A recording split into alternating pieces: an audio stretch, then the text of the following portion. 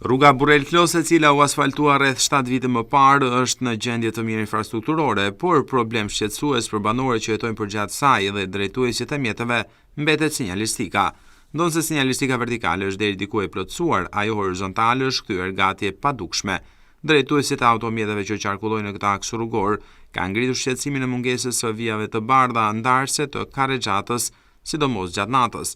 Jashtëkamras ata thanë se nuk mbajnë mend që kur kjo sinjalistikë horizontale është bërë nga institucionet përgjegjëse, ndërsa lëvizja në orët e natës është shumë shqetësuese, sidomos kur në rrugë ka edhe kombësor.